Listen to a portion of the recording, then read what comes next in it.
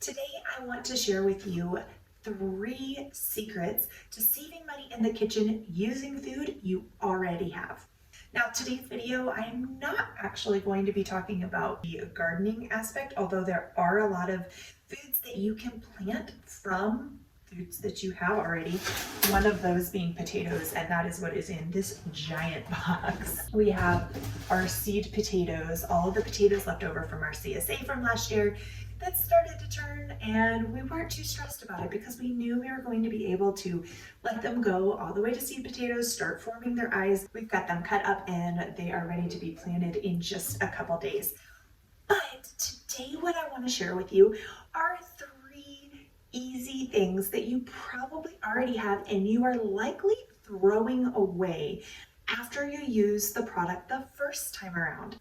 And the first one, your veggie scraps, including the skins of your garlic and your onions.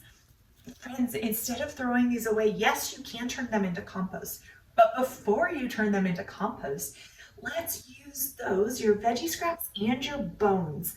So this is actually kind of 2-in-1, so you're getting a little bit more than just your 3 different ways here. But any of the leftover bones you have from a whole chicken, or maybe you've got bone-in chicken, or you're eating steak and you've got the bones from that, or your pork chops, or whatever it is that you're eating that has a bone, even fish, you can save those bones. We keep a plastic Ziploc bag, just an old zippy. Usually what I do is I've used it for something else, like this one has had bread in it a couple times around, and it's probably going to get repurposed into a bone bag. So I will label it, chicken bones. Make sure you label your bags because otherwise they will get in there, they'll get frozen, and in a couple months you'll be going, what bones were these exactly? But save your chicken bones, save your veggie scraps, and you have the ingredients to make broth, whether that's a bone broth, whether you want to do a meat broth and put your whole chicken in there with it. But if you're using those leftover bones, they're all ready to toss into a pot with a little apple cider vinegar, some spices, those veggie scraps, water, and you essentially have free broth. You can then can it, put it on your shelf, and friend, you've just saved yourself a whole lot of money at the grocery store. That is going to pack in nutrition when you need it, even if you are not able to make a great big meal, if budget's getting tight, putting that bone broth into things, putting it into your rice instead of water, putting it in as the base of your soups, mixing it into like your taco meat and stuff so that it's not so dry, adding a little bit of bone broth to that is really helpful. Sneaking it in wherever you can is going to up your nutrition, actually ease digestion, and stretch that budget. So that's thing number 1. The second food scrap that you are likely throwing away that has a second life is your breadcrumbs. I am amazed still that breadcrumbs are an item that we purchase from the grocery store frequently. The people go and buy breadcrumbs. Breadcrumbs were something that was actually used for generations from our leftover bread. Now, you can actually make your own breadcrumbs and focus on that. I use scraps. And friend, you can accumulate a whole lot of breadcrumbs just by saving your scraps. Now, a lot of people will dehydrate their bread to make breadcrumbs. If you want to do seasoned ones and things like that, that is a fantastic option. We don't yet have a dehydrator here in our home. It is on our list as we are building our homestead skills, but we don't have a dehydrator right now. It's not in our budget. We're looking to stretch our budget. What do? Well, after we slice our bread on whatever cutting board it's on, I just leave it there on the counter for an hour, maybe 2 hours, however long it takes for that bread to dry out. You'll walk over, you'll feel it. It's become breadcrumbs. It's dehydrated on its own. And so we take all of our really good homemade bread that we're making and we save the breadcrumbs. Now you could do this with store-bought bread too, but if you're looking to stretch the budget, making your own bread is so economical. And then you can get the breadcrumbs, and then you get the breadcrumbs on top of it too. So then you have these whenever you need a recipe that calls for breadcrumbs, you've got them. No need to go buy those from the store or to throw all those away. I will tell you, each time you save them, it's not going to look like it's going to amount to anything. It's going to look like, oh, I should just toss this. It can't really go, it can't be used again.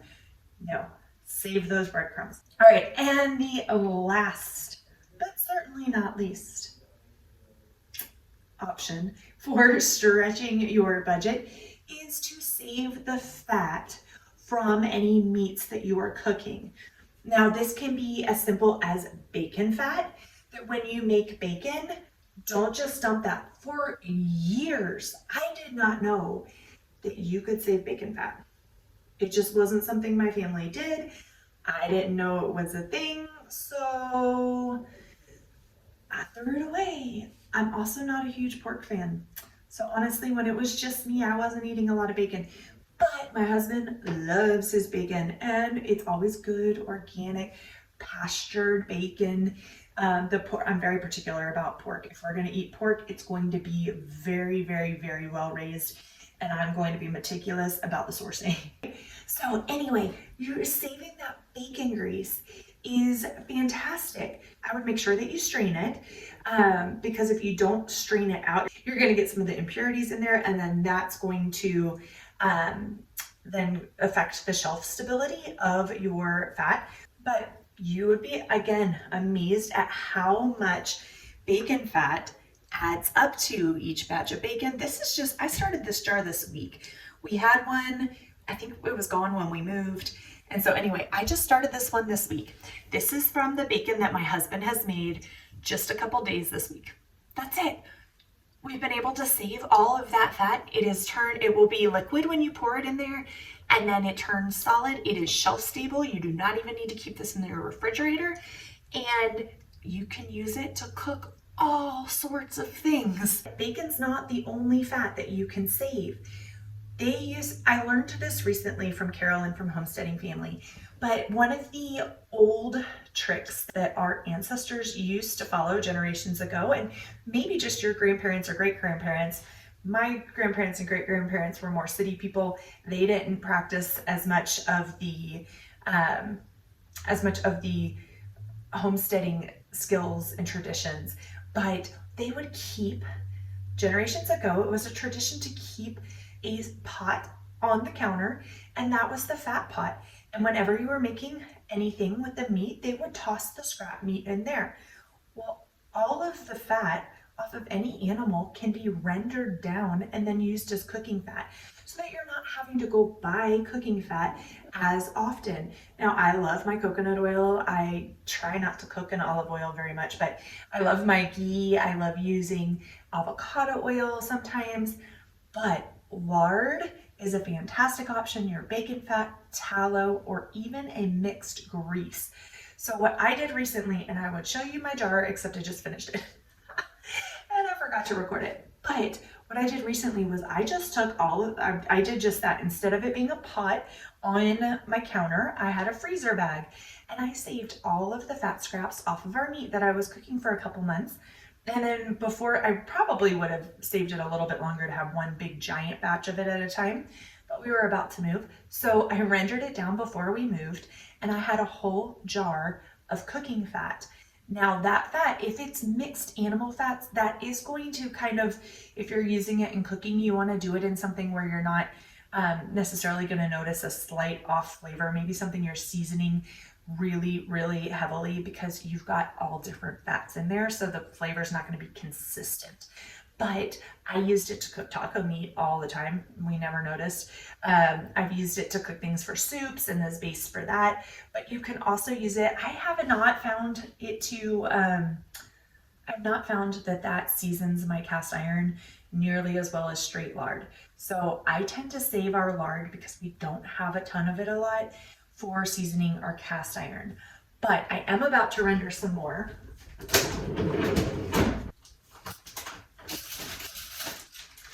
This is an entire bag of pork fat that needs to be rendered down into lard, and we did not have to buy this. I didn't go out and buy pork fat.